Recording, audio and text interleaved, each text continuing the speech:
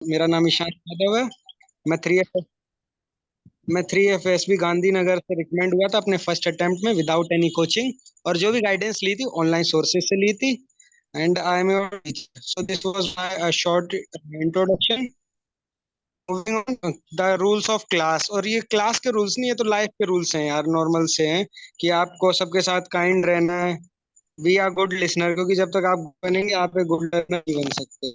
हमेशा लाइफ में नई चीजें ट्राई करते रहिए, जैसे आज आपने OIR वाली क्लास ज्वाइन करके कुछ नया ट्राई किया। विद द भाई तो इशू क्या आ रहा है? Moving network on. हो गया क्या? यस भाई, यही प्रॉब्लम है ना, मेरे पास वाईफाई नहीं है। चार्ज कर ले और यार, म्यूट आज कर की ले। एडिटिंग की वजह से एक दूसरा। रिचार्ज कर ले यार ब्रदर, मैं कर दूं? मेरे पास, अरे यार रिचार्ज नहीं है, वो एक्चुअली क्या है, मेरा पोस्ट पेड है तो लगभग 3 GB तक मिलता है। तो आज एडिटिंग की वजह से वो खर्च हो गया, वो एक वीडियो एडिट कर रहा था। ये इशू। तो फिर अगर प्रॉब्लम आ रही है तो मैं क्लास पोस्टपोन कर देता हूँ, क्योंकि और कोई ऑप्शन नहीं है। चलो करते रहो, देखते हैं जितना समझ में आता है तो करना है पोस्टपोन। ठीक है, मैं ट्राई कर रहा हूँ अपने एंड से। बाकी सॉरी फॉर टुडे, बट कल से मैं पक्का नेट सेव करके रखूंगा इसी चीज के लिए। ठीक है।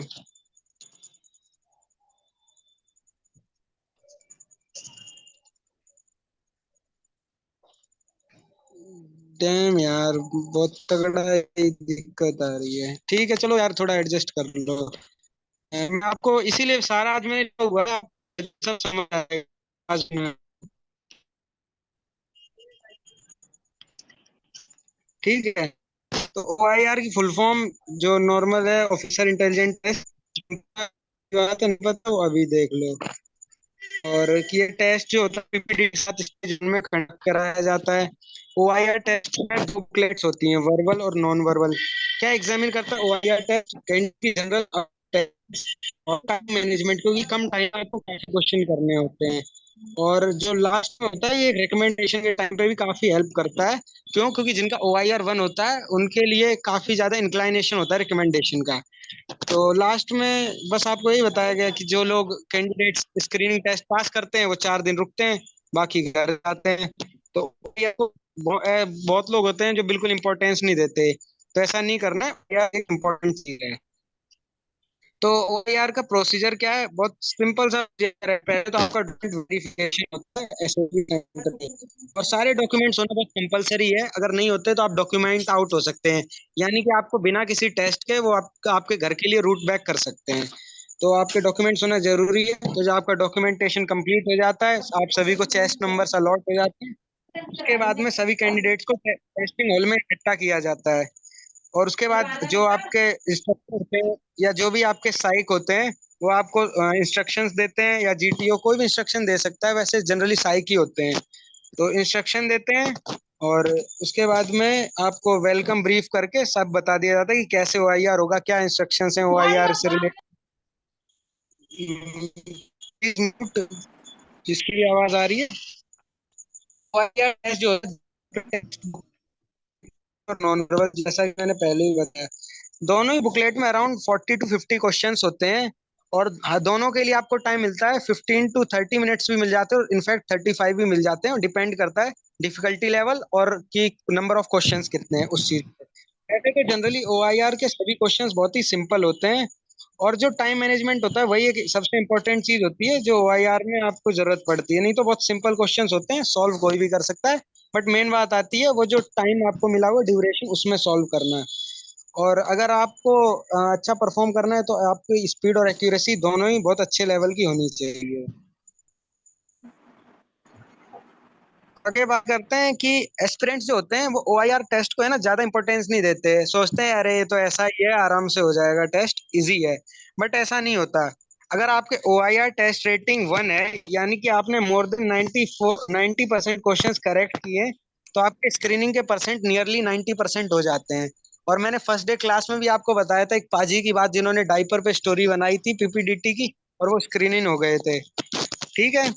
तो इससे पता चलता है OIR काफी इंपॉर्टेंट है, क्योंकि उन पाजी का OIR काफी अच्छा गया होगा। और अगर एक एस्पिरेंट अगर ओआईआर अच्छा परफॉर्म करता है, उसका ओआईआर 1 है, तो डेफिनेटली कॉन्फ्रेंस में भी उसको एक अपर एज रहती है, और ये बात भी मैंने पहले बताई है, ठीक है।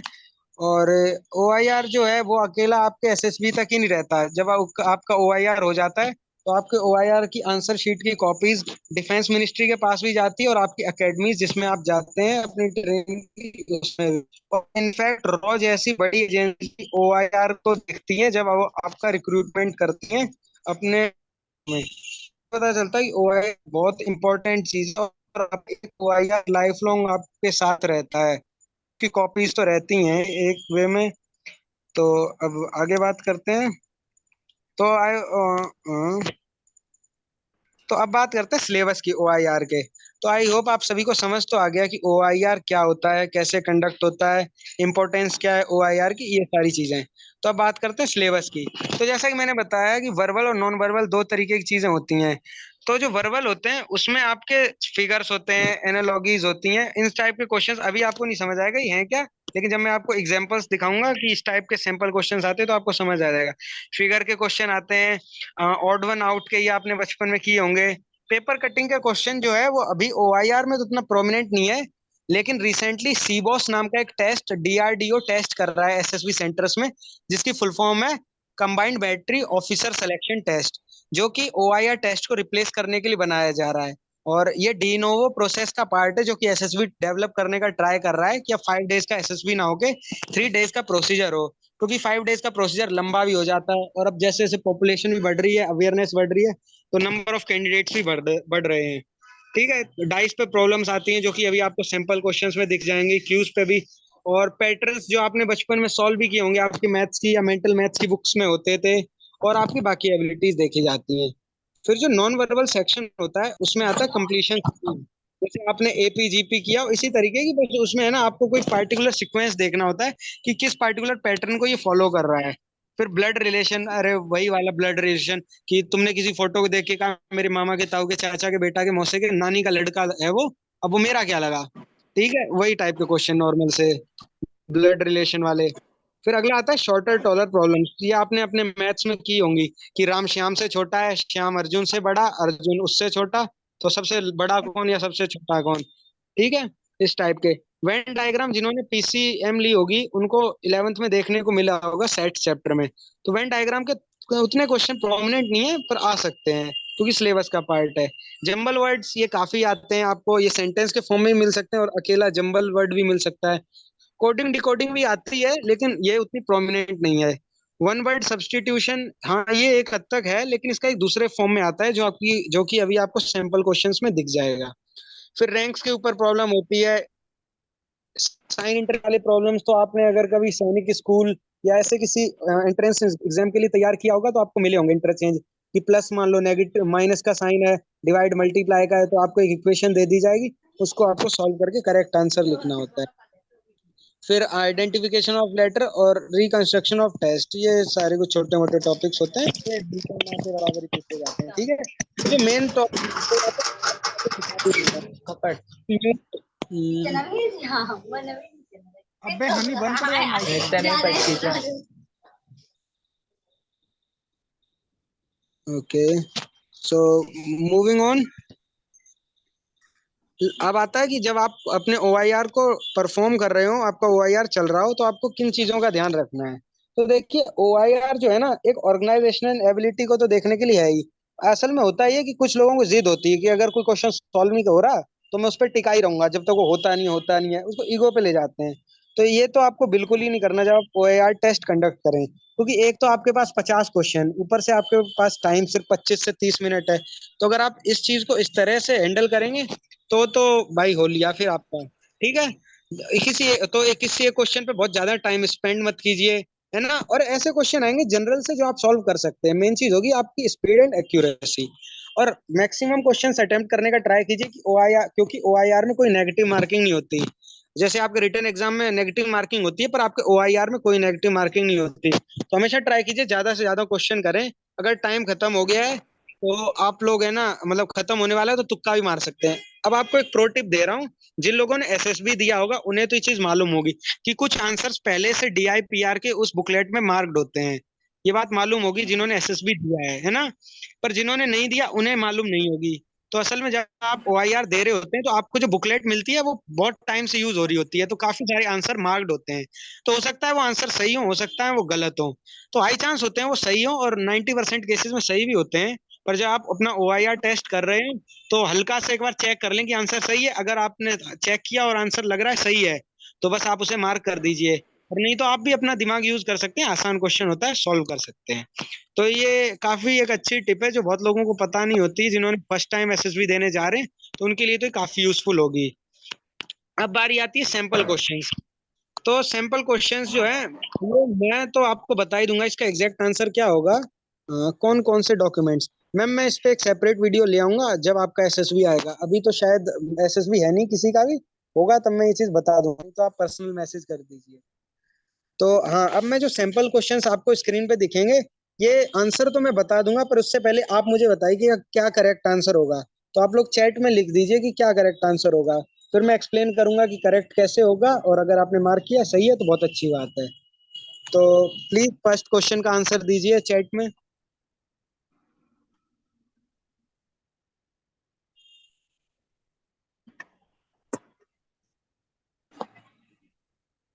सभी को आवाज आ रही है मेरी?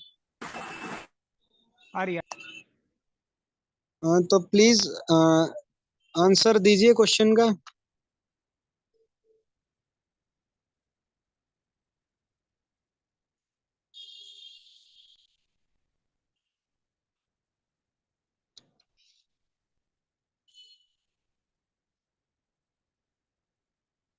सही गलत एक बार ट्राई कीजिए, फिर मैं आपको सही आंसर ही बता दूंगा, वो कोई दिक्कत नहीं है।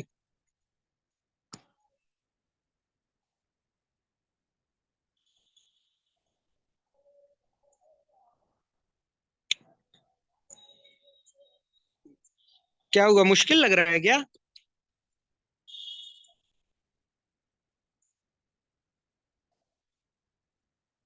हेलो, कोई रिस्पॉन्स ही नहीं आ रहा।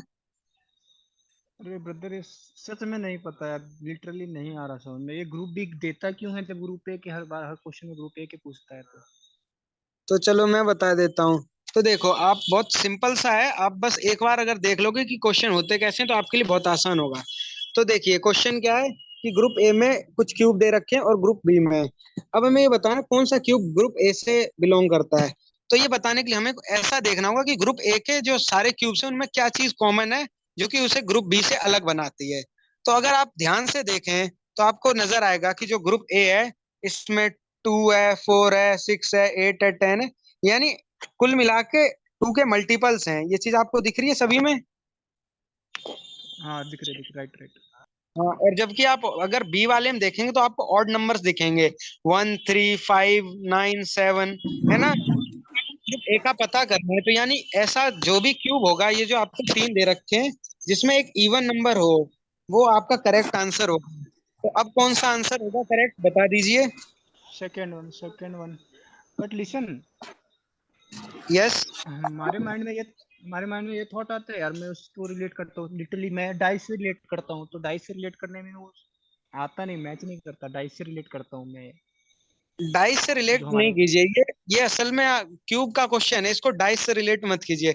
जब आपको डाइस टाइप का क्वेश्चन आएगा तो वो भी समझ आ जाएगा। इसमें आप ये देखिए कि ग्रुप ए में वो क्या चीज है जो ग्रुप बी से अलग बना रही है, और जो ऑप्शंस दिए होते हैं उसमें वही देखिए कि क्या चीज है जो ग्रुप ए से मैच कर रही है, वो जो आपने चीज अभी देखी है। तो आपको नजर आएगा कि जो आपका सेकंड वाला ऑप्शन है इसमें 4 है जो कि एक इवन नंबर है, और यही इसे ग्रुप ए का पार्ट बनाता है, और किसी में भी नहीं है, यानी कि करेक्ट आंसर होगा आपका 2। समझ आ गया? यही सिंपल लॉजिक है बस। यस यस, बिल्कुल इतना सिंपल सा लॉजिक है। नहीं लिसन, ठीक। अगर इसमें ये पूछता कि अगर ग्रुप बी में कौन सा बिलोंग करता है, देन ऑप्शन अलग अलग होते या फिर इस ऑप्शन में, तो फिर कैसे नहीं, होगा? तो अगर ऑप्शन आपको बोला जाता है बी, तो आपके ऑप्शंस जो होते हैं वो इस तरीके के नहीं होते। फिर सारे इवन नंबर्स दिए ओके जाते हैं, किसी एक ऑप्शन पे कोई एक ऑड नंबर होता, तो वो बी का पार्ट हो जाता। ओके ओके समझ ओके गए? ओके, हाँ प्रोसीड प्रोसीड। ओके, तो shall I move for to next question? Sure sure sure. Okay, so next question है आपकी स्क्रीन पर कि आपको ये बताना है क्या ये जो 2 क्यूब्स दिख रहे हैं, क्यूब 1 एंड 2, ये सेम है। तो एक बार जरा आप अपना दिमाग यूज कीजिए और आंसर कीजिए चैट सेक्शन में कि क्या है। आपके पास ज्यादा।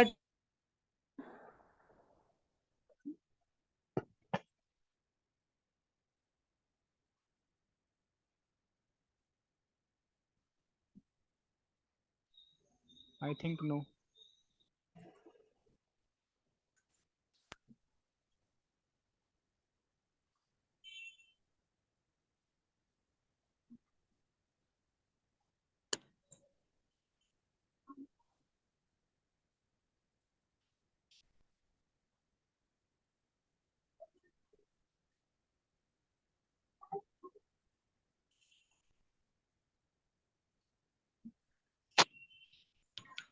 ओके, तो कुछ का आंसर है यस और शायद एक दो का है नो। तो देखिए, इन क्वेश्चंस को सॉल्व करने का सिंपल सा तरीका है कि आप अपने माइंड में देखिए कि अगर मैं इसको अलग अलग वेज में रोटेट करूं तो कैसे होगा। तो अगर आपको ये वाला डाइस दिखाऊं फर्स्ट वाला, और आपको अगर सेकंड वाला दिखाऊं, तो आप एक चीज देखेंगे कि अगर मैं फर्स्ट वाले को कुछ इस तरह से टिल्ट कर दूं, यानी जो नीचे का फेस है, वो जो सबसे आगे फेस से वो अगर ऊपर चला जाए, जो ऊपर है वो पीछे चला जाए, तो शायद कुछ इस तरीके की इमेज आएगी आपके सामने। एक बार आप दोबारा से अपने माइंड में कीजिए कि क्यूब जो है उसको पीछे की तरफ पलटिए, पीछे की तरफ। समझ रहे हैं आप मेरी बात को? है ना? तो जो डिवाइड का सिंबल होगा, जो सबसे बिल्कुल आगे बिल्कुल सही, बिल्कुल राइट राइट राइट राइट, आगे फेस समझ पे गया। ऊपर आ जाएगा, जो एन है वो कुछ कुछ टेढ़ा हो जाएगा तो जेड जैसा जेड हो जाए, दिखेगा आप। जेड हो जाए। हाँ, और कोई एक ये जो नीचे फेस होगा पीछे वो ऊपर आ जाएगा, जो कि ओ था। आया समझ में? हाँ सर। तो है ना, कितना आसान क्वेश्चन, बस हल्का सा लॉजिक लगाना है, थोड़ा सा दिमाग और क्वेश्चन सॉल्व। मैंने कहा ना ओआईआर आसान क्वेश्चंस हैं, बस टाइम मैनेजमेंट का लफड़ा करते हैं। ठीक है, आ गया सभी को समझ में? आगे आगे। जी। आग, तो मैं आगे बढ़ूं नेक्स्ट क्वेश्चन पे। कंटिन्यू कंटिन्यू करो। ओके, अगर कोई डाउट हो तो बता देना। अब अगला क्वेश्चन आता है, तो इसमें वही जो आपने फर्स्ट में किया था, फर्स्ट क्वेश्चन वही करना है कि आपको दो अलग अलग क्लासेस दे रखी हैं, आपको बताना है एक क्लास से कौन से दो फिगर, दो बताने हैं अब की बार आपको, एक नहीं, कौन से दो फिगर इन चारों में एक क्लास से बिलोंग करेंगे। तो एक बार देखिए और बताइए, आंसर कीजिए चैट में।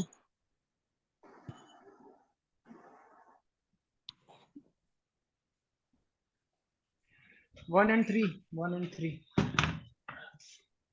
Yes, please answer in the chat. वो शायद डिस्टर्ब हो जाता है ना, सब चिल्लाने लगे कभी साथ में, इसलिए मैंने कहा चैट में लिख दो।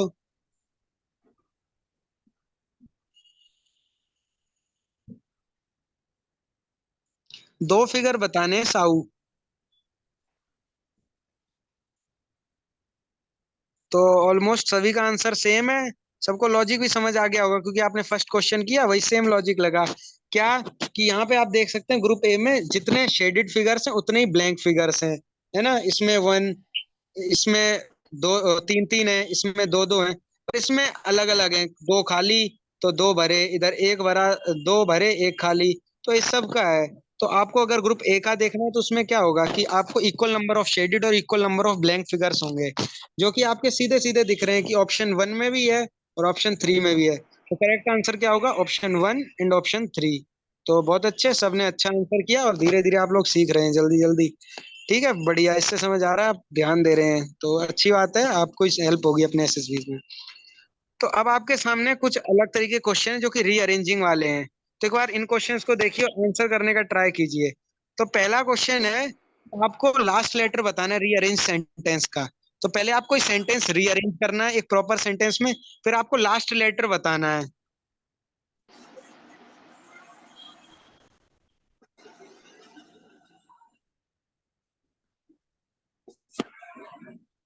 तो ट्राई कीजिए नाइन्थ और टेंथ दोनों के आंसर देने का साथ में, एक के नीचे एक, क्योंकि दोनों सिमिलर हैं।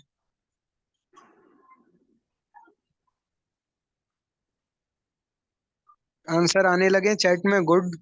बाकी सब भी कीजिए।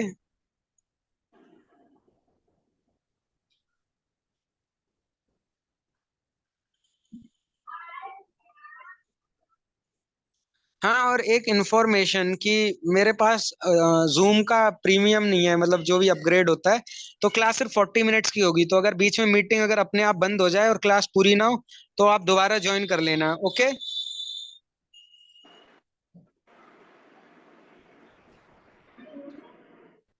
तो ठीक है, काफी लोगों के आंसर आ चुके हैं, और जो कि सही है काफी हद तक। Very good. तो हाँ, आप लोगों ने पहले सेंटेंस का एकदम सही आंसर दिया। जो रीअरेंजिंग होगी, उसमें आप पहली बात तो रीअरेंज करते टाइम इतना ध्यान में रखिए कि कौन कौन से लेटर जो है वो लास्ट में नहीं आ सकते हैं। क्योंकि हमें क्या पता लगाना कि लास्ट में कौन सा लेटर आ सकता है। अब कोई भी सेंटेंस ना ए पे खत्म हो सकता है। एक लॉजिकल चीज बता रहा हूँ जो कि मैं खुद फॉलो करता हूँ, और ये बहुत अच्छी टिप्स हैं। कि ए जो है वो तो लास्ट में हो ही नहीं सकता, तो ए को हटा दो। फोर भी लास्ट में नहीं हो सकता है। ना हैव हो सकता है। न्यू हो सकता है क्या एंड में? हाँ, हो सकता है, न्यू के चांस है कि हाँ न्यू लास्ट में हो सकता है। तो मैं न्यू को छोड़ देता हूँ। लास्ट में माई भी नहीं हो सकता, है ना? लास्ट में आपका, अगर मैं ये उस वर्स्ट केस सिनारियो में बात कर रहा हूँ, जो आपको सेंटेंस ना आ रहा हो समझ में। जिनको आ गया वो तो सीधा आंसर लिख देंगे, पर कई बार ऐसा होगा ना कि आपको नहीं पता चलेगा। तो माई भी लास्ट में नहीं आ सकता और आई भी नहीं आ सकता। तो मेरे पास तीन वर्ड्स बच गए। क्या क्या? बर्थडे, ड्रेस और न्यू। अब न्यू की भी उतनी प्रोबेबिलिटी लग नहीं रही है ना? कि I have my new dress, क्योंकि न्यू और ड्रेस मैच कर रहा है। तो सीधा बात समझ आ गया कि अगर न्यू ड्रेस होगा, तो ड्रेस तो लास्ट में आएगा, न्यू नहीं आ सकता। तो न्यू भी हट गया हमारे इस सेक्शन से कि लास्ट में कौन सा वर्ड आएगा। अब हमारे पास क्या बचा? बर्थडे और ड्रेस। तो यहाँ पे अगर आपको बिल्कुल ही नहीं आ रहा, तब आप तुक्का मार सकते हैं वाई या एस पे। और अगर आपको आंसर डायरेक्ट आ गया था कि I have a new dress for my birthday, then yes the answer is Y. So सबको समझ आ गई मेरी बात? कि मैंने हाँ आपको sir. Worst worst case scenario भी बता दिया कि क्या होगा अगर आपको कुछ ना समझ में आए तो आप क्या कर सकते हैं। ठीक है। आप ऑप्शंस को एलिमिनेट कीजिए, उन वर्ड्स को जो लास्ट में नहीं आ सकते। अब 10th क्वेश्चन का आंसर दीजिए जल्दी से। बी क्विक, क्योंकि काफी आसान है।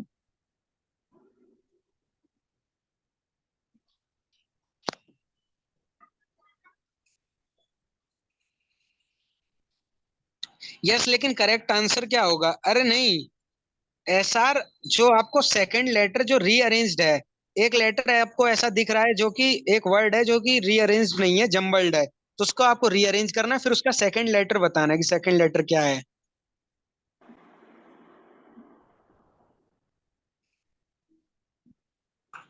यस, तो आंसर सही है, होम। ये तो आपको सभी को आ गया होगा, काफी आसान सा क्वेश्चन था कि इसका क्या रीअरेंज्ड बनेगा। होम। तो बस ओ जो है वो सेकंड है, तो बस ओ आंसर हो जाएगा आप सभी का। चलो, ये तो आप सभी ने कर लिया, बहुत अच्छे, धीरे धीरे सीख रहे हो। अब अगला बताइए, 15 क्वेश्चन का आंसर क्या होगा? 15 क्वेश्चन में कुछ नहीं करना टेंथ आपको, का ये टेंथ तो का टेंथ का रिपीट करना यार। टेंथ का समझ नहीं आया, शायद। मतलब ये क्या है? Write the second letter of the rearrange word. देखिए, समझ यहाँ पे नहीं एक आया। आपको वर्ड दिख रहा है नीचे, ओ एम एच ई, जो कि रीअरेंज नहीं है। तो पहले आपको रीअरेंज करना है। तो रीअरेंज करेंगे तो इसका आएगा होम। फिर आपको ये बताना है कि इसका जो सेकंड लेटर है वो क्या है, तो सेकंड लेटर ओ नहीं होगा, ओ। एंड अब ये नाइन्थ का क्या होगा फिर? नाइन्थ का होगा Y. I have a new dress for my birthday. तो लास्ट लेटर आपको सेंटेंस का बताना है, वर्ड का नहीं, सेंटेंस का। समझे डिफरेंस? गॉट इट गॉट हाँ, इट। ये छोटी छोटी बातों का ध्यान रखना है, नहीं तो दिक्कत हो सकती है। तो राइट आगे हम सर। 15 क्वेश्चन पे आते हैं। 15 का आंसर बताइए। देखिए, ये कुछ बुक से रिलेटेड है।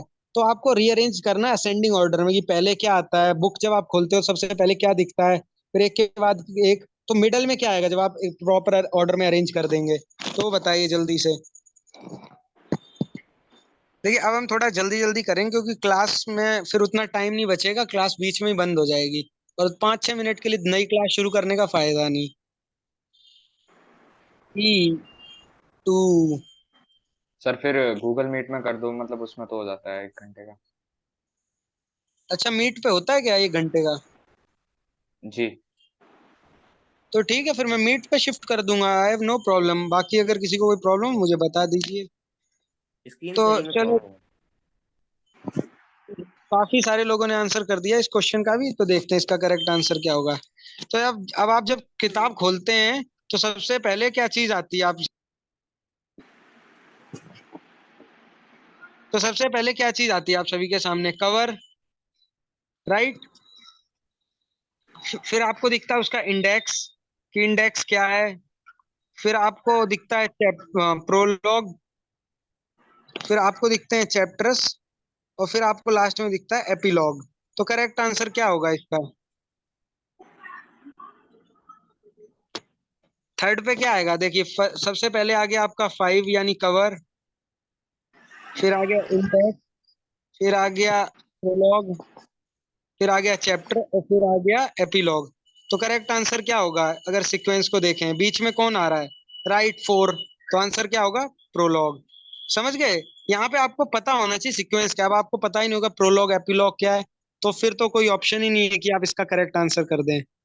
ठीक है, अब अगला बताइए 16। 16 थोड़ा केमिस्ट्री से रिलेटेड है। तो ऐसा कौन सा वर्ड है जो इनमें से किस सब वर्ड से अलग है, यानी कौन सा एलिमेंट बाकी एलिमेंट से अलग है? ये एक ऑड वन आउट क्वेश्चन है, जल्दी से इसका आंसर दीजिए।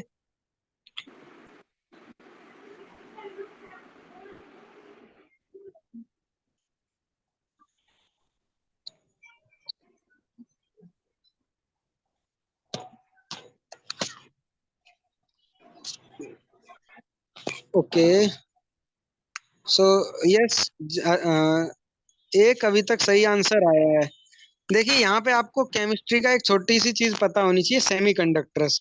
तो अगर आपको सेमीकंडक्टर्स वाली चीज पता है तो आप इसका करेक्ट आंसर दे लेंगे कि ये जो बाकी के 2, 3, 4, 5 हैं, ये सेमीकंडक्टर डिवाइसेस में यूज होते हैं, ये सारे एलिमेंट्स। वहीं पे पोटेशियम का यूज सेमीकंडक्टर्स में नहीं होता है, ये एक मेटल है। तो बस आपको अगर ये बेसिक फंडा पता था केमिस्ट्री का तो ये क्वेश्चन हो सकता है, नहीं तो नहीं। तो इससे पता चलता है कि आपको जनरल अवेयरनेस भी होनी चाहिए बाकी सारे सब्जेक्ट्स के रिगार्डिंग, अगर आपको ओआईआर के सभी क्वेश्चंस करने हैं तो आगे बढ़ते हैं 18 क्वेश्चन पे। ये तो बहुत ही सिंपल है, इसमें आपको क्या करना है? आपको तीन अलग अलग ऑप्शन दिए, चार ऑप्शंस दिए हैं, तीन अलग अलग सेंटेंसेस, तीन अलग अलग पार्ट्स में एक सेंटेंस के। तो आपको करेक्ट ऑप्शंस करने हैं। तो इफ यू स्टडी, तो इनमें से क्या पॉसिबल है? आपको एक पूरा करेक्ट सेंटेंस बनाना है। तो इफ यू स्टडी तो क्या आ सकता है? आप मुझे करेक्ट सीक्वेंस बता दीजिए। इफ यू स्टडी 1, 2, 3, 4, देन फिर आगे यू, उसके आगे 1, 2, 3, 4, फिर गेट गुड 1, 2, 3, 4। तो बता दीजिए क्या आंसर होगा? 1, 3, 2, 1, 4, 2, जो भी आंसर हो बताइए जल्दी से।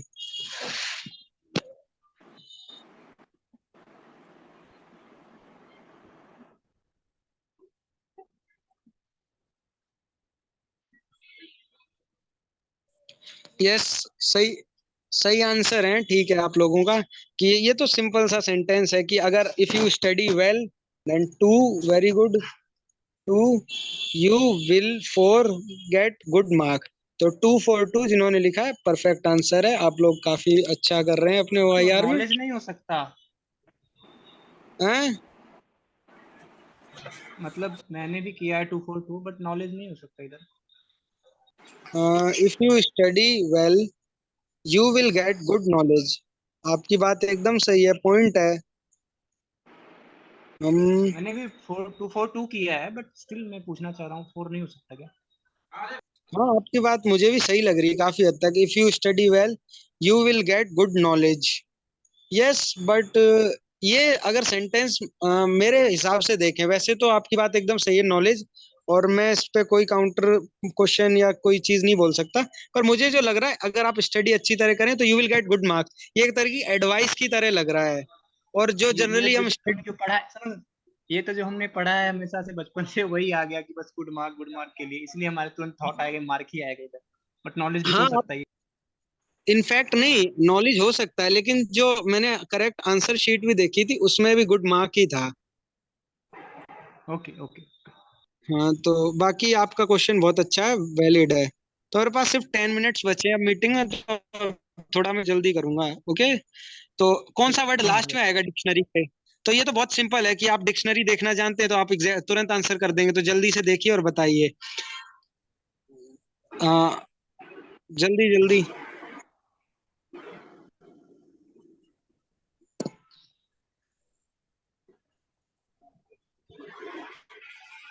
हाँ, अब तक सिर्फ एक सही आंसर आया है। देखिए, इसको देखने के लिए आपको सिंपल सा एक काम करना होता है। फर्स्ट लेटर तो सब में सेम है, तो हमें सेकंड लेटर देखना है, एक्स, एन। ठीक है, पहले में एक्स है, फिर एन है, फिर एल है, फिर एन है। तो ये तीन तो ऐसे ही बाहर हो गए। अब बचा हमारे ई एक्स। अब नेक्स्ट लेटर है, इसमें टी है, इसमें सी।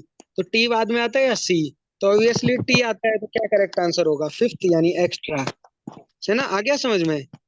अब अगला क्वेश्चन सब्ट्रैक्ट। आपको हाँ सब्ट्रैक्ट करना है, तो वन के आगे कुछ एक्स एक्स एक्स डिजिट्स हैं, तो आपको कैरी वाले पार्ट का ध्यान रखना है, कहाँ से वन कैरी होता है कहाँ से नहीं।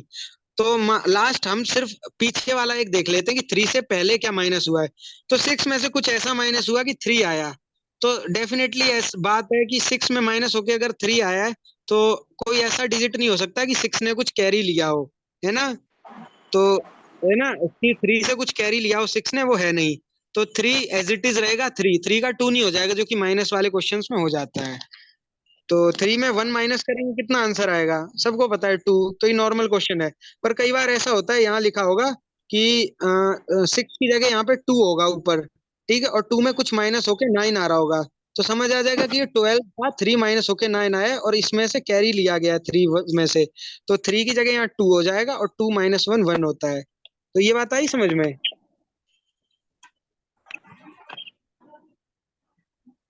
सर 19 वाली समझ नहीं आई मेरे को।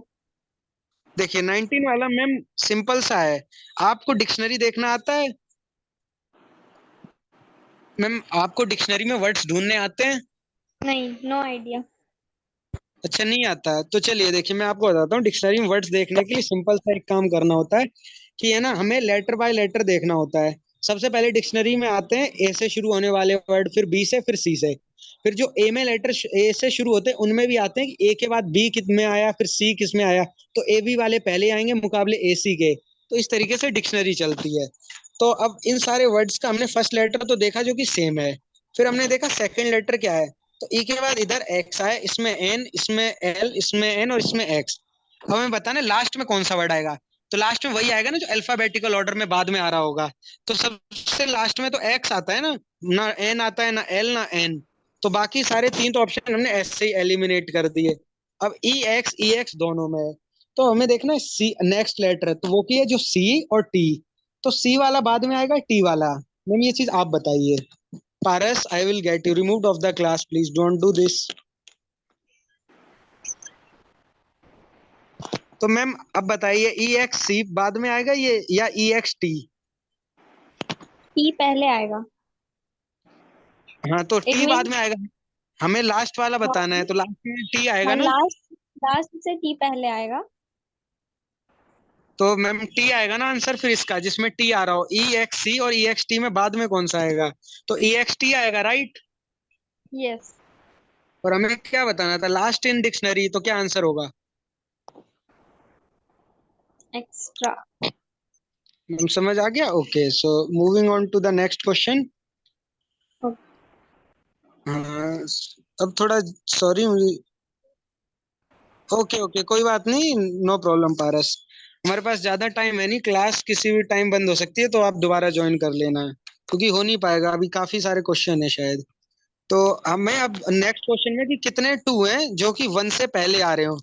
तो वन से पहले आ रहे हो टू, इसका क्या मतलब है कि कितने 21 आ रहे हैं। है ना, इसको आप ऐसे देखिए, ये मत देखिए कि how many twos just come before one.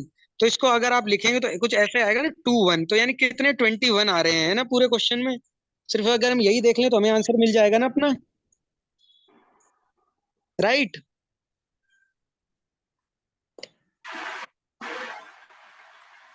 सभी को ऑडियो आ रही है?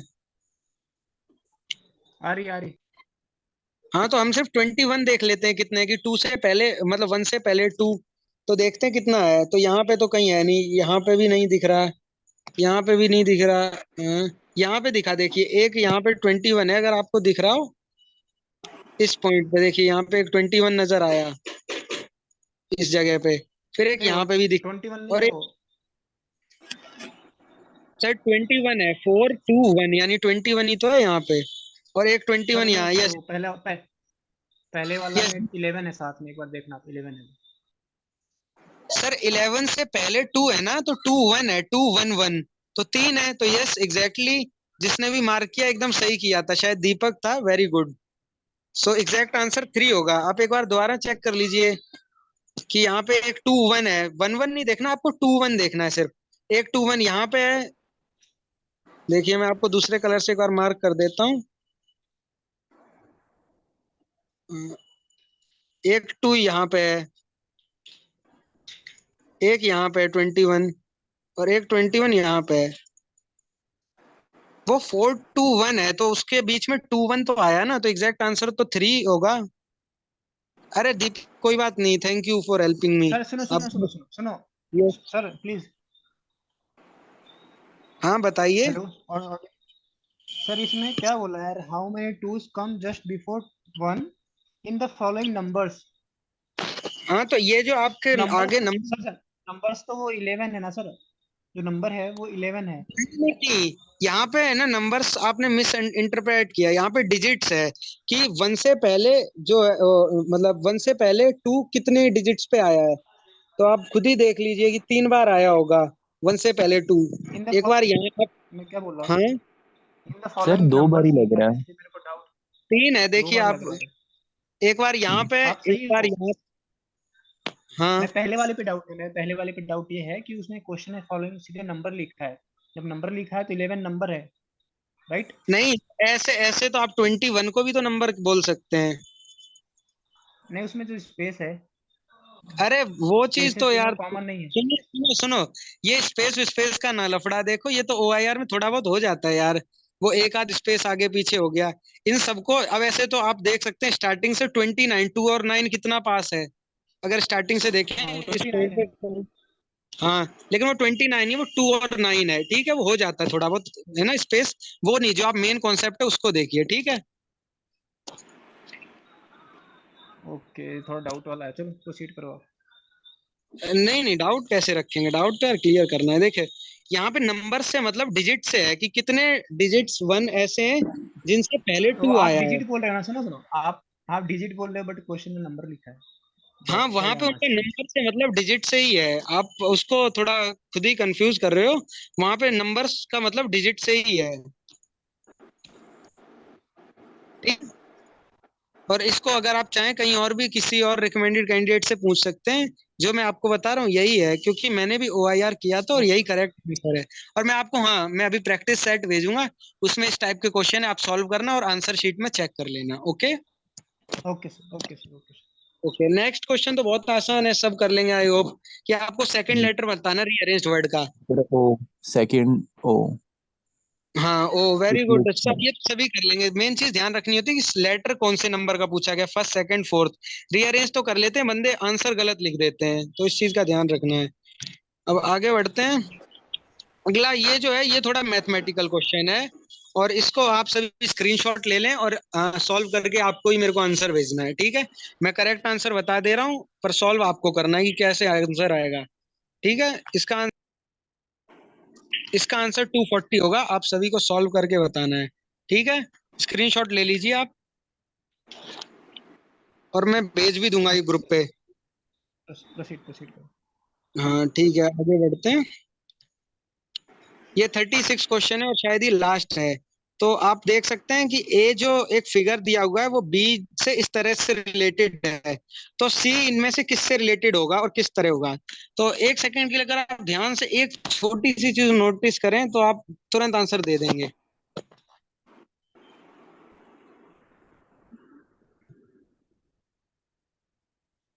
तो मैं बता देता हूँ कि क्लास खत्म होने वाली है। देखिए 3 यहाँ पे वो हैं लाइंस, और उन्हीं 3 का ट्रायंगल बना है। तो यहाँ पे जितनी लाइंस होंगी उन्हें आप काउंट करेंगे तो 6 मिलेंगी, बहुत छोटा है इसलिए आपको दिख नहीं रहा होगा। तो करेक्ट आंसर क्या होगा, एक हेक्सागोन, जो कि 2 है, ठीक है।